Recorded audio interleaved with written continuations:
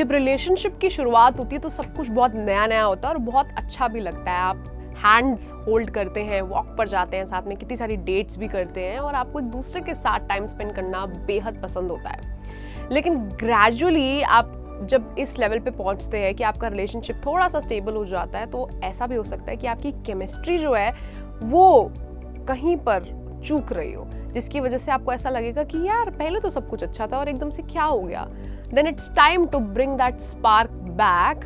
लेकिन ऐसा भी हो सकता है कि वो रिलेशनशिप जिसकी केमिस्ट्री आप बहुत अच्छी समझ रहे थे वो एक्चुअली में वैसा था ही नहीं और आप काफ़ी डेलिलूज जोन में थे और आप ये नहीं देख पाए।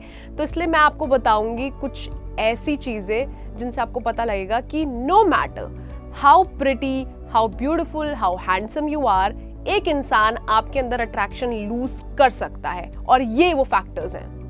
Number 1, lack of emotional intimacy. आपका रिलेशनशिप बहुत अच्छा चल रहा है लेकिन उसके अंदर एक कमी, और वो है आप दोनों एक दूसरे से इमोशनली उस लेवल पे कनेक्ट नहीं कर पा रहे हैं जिस लेवल पर आप दोनों को करना चाहिए। अब क्या होता है यूजुअली जब आपकी लड़ाई या फिर झगड़ा होता है तो ऐसे में एक पार्टनर जो है ना दूसरे वाले पार्टनर का बिहेवियर पॉइंट आउट करता है, उसको अटैक कर देता है, तो सामने वाला बहुत ज़्यादा डिफेंसिव हो जाता है जिसकी वजह से वो भी अपनी सफाई देने लग जाता है और ऐसे में इतना बड़ा हीटेड आर्ग्यूमेंट होता है जिसकी वजह से कोई भी एक दूसरे को नहीं समझ पाता और ये एक दरार क्रिएट करता है जिसको हम कहते हैं लैक ऑफ इमोशनल इंटीमेसी। यानी कि आपके अंदर पूरी क्षमता है कि आप अपने पार्टनर को समझ सकते हैं लेकिन हम बहुत जल्दी रिएक्ट कर देते हैं, एक्शन पे रिएक्शन देते हैं, जिसकी वजह से सामने वाला भी वर्कड अप हो जाता है और हम खुद भी हो जाते हैं। तो ऐसा नहीं करना है।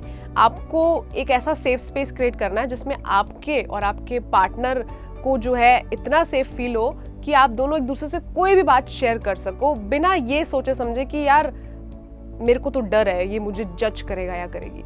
Number 2, wrong mind mentality. कई बार ऐसा होता है कि आपके पार्टनर से ना आपकी अट्रैक्शन बिल्कुल खत्म हो जाती है। No matter how pretty they are, you just don't feel like it any more. I would tell you what, even the prettiest of women in the Bollywood and Hollywood industry got cheated on and they had no clue why. So this is one of those things. Wrong mind mentality एक ऐसी चीज़ है जिसके अंदर आपका जो perception है ना वो इंसान के सबसे नेगेटिव ट्रेट्स देखता है।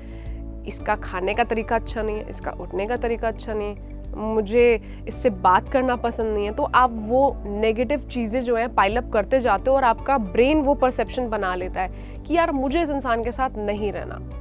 And when that happens you don't know why it is happening and you lose that spark. But here something that you can do. आपको एक मेंटल चेकलिस्ट बनानी है। अब चाहे आप इसको लिख के बनाओ चाहे अपने दिमाग में बनाओ, that is totally up to you, जिसके अंदर आपको अपने पार्टनर के सबसे अट्रैक्टिव पॉइंट्स लिखने हैं, आपको उनके बारे में क्या पसंद है और आपको उनको फैंटासाइज करना है। When you do that naturally your brain will start rewiring और आप उन्हीं चीज़ों पर फोकस करोगे and that is how you will defeat the wrong mind mentality. Number 3, becoming board. Relationship में बोर होना बहुत ही ज़्यादा कॉमन चीज़ है। बहुत सारे लोग स्टेबिलिटी से बोर हो जाते हैं, कहते हैं यार एक ही चीज़ बार बार हो रही है, हम एक ही इंसान से बार बार मिल रहे हैं, तो अब क्या किया जाए। Hairs what you can do. आपका पार्टनर आपके अंदर अट्रैक्शन लूज ना करे इसके लिए आप दोनों को कलेक्टिवली काफ़ी अच्छी डेट्स प्लान करनी होंगी, कुछ ऐसा जो आप दोनों ने कभी नहीं किया हो। For starters you can do something like a adventurous sport or maybe you can travel together to somewhere that you both wanted to go। एक आपकी बकेट लिस्ट में चीज़ थी, आपने सोचा यार ये करनी है, स्पॉन्टेनियसली जाके कर ली, तो इस तरीके की चीज़ें आप जो है कर सकते हैं। इसके अलावा अगर आपको लग रहा है कि यार बहुत ज़्यादा चांसेस है कि हम एक दूसरे को कुछ एक्सट्रीम लेवल पे बस देख रहे हैं, you know we are always together, it's too suffocating, then you can also give each other थोड़ा सा ब्रेक और उसके बाद जब आप वापस आओगे तो it will give you a good you know missing time. मतलब आप एक दूसरे को काफ़ी ज़्यादा मिस करोगे, एक दूसरे को दिमाग में सोचोगे कि यार मुझे मिलना है, तो वो जो कहते हैं ना distance makes the heart grow fonder, तो वो जो चीज़ है ना वो आपके साथ होगी and then you will feel more re-energised to get back into the relationship with fresh energy. Number 4, avoiding each others touch. You know your partner has lost interest in you जब वो आपको टच करने के mood में ना हो। अब ये सुनने में काफ़ी ज़्यादा अजीब लग सकता है but that is actually true and इसके लिए आप एक चीज़ कर सकते हैं। You don't have to be exceptionally over the top sexual, but you can always pamper your partner in very wholesome ways, you know, like to bring that charisma out of your relationship. आप उनको foot rubs दे सकते हो, उनको back rubs दे सकते हो, उनके shoulders की massage कर सकते हो to like relieve all that stress. जब आप ऐसा करोगे तो naturally they will also start relaxing around you and gradually they will feel very comfortable with you. और फिर वो स्टेज आएगी, they will start you know getting to that level where they will actually want you back. So gradual steps लेके आपको जो है उसकी तरफ प्रोसीड करना है. Don't make sex the main agenda of your relationship, but yes, do try to create that wholesome intimacy. Number 5, आपका partner आप में बहुत बुरी तरीके से इंटरेस्ट लूज कर सकता है जब उसे दिख रहा है कि आप जो है ग्रैटिट्यूड या फिर एप्रिसिएशन उनकी तरफ शोकेस नहीं करते हैं.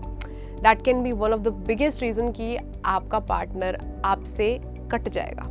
क्यों मैं ऐसा कह रही हूँ? क्योंकि जब आप अपने पार्टनर को ऐसा फील कराते हैं कि यार ठीक है ना, टेकन फॉर ग्रांटेड है तो मेरा ही पार्टनर, कहाँ जाएगा या जाएगी, यहीं रहना है, तो आपका पार्टनर ना अंदर से ये सब बातें सोचता है.